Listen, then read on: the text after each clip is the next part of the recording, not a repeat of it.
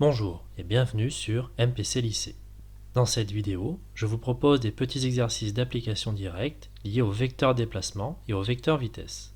Pour chaque exercice, vous aurez quelques secondes pour faire pause et répondre à la question avant que je ne donne la correction. Ce premier exercice est en 3 parties.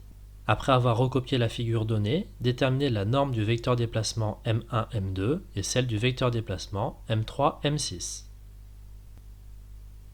Pour cela, on applique les caractéristiques du vecteur déplacement vu dans la partie cours en faisant attention à l'échelle donnée. Voici la correction pour la première figure. Même question pour cette deuxième figure. Voici la correction pour cette deuxième figure. Enfin, même question pour cette troisième figure. Et voici la correction pour la troisième figure.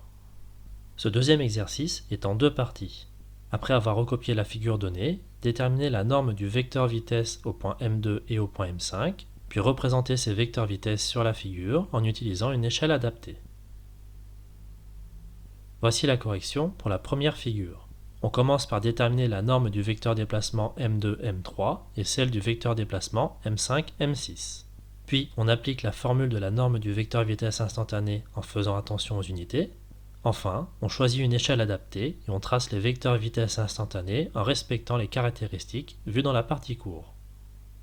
Même question pour cette seconde figure.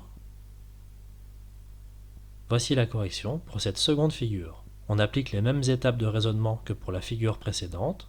On commence par la norme des vecteurs M2, M3 et M5, M6, puis on calcule la norme des vecteurs V2 et V5.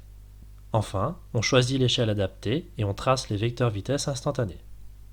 Voilà, c'est tout pour cette vidéo d'exercice corrigé. N'hésitez pas à vous abonner, à laisser des commentaires et à poser des questions. A bientôt sur MPC Lycée.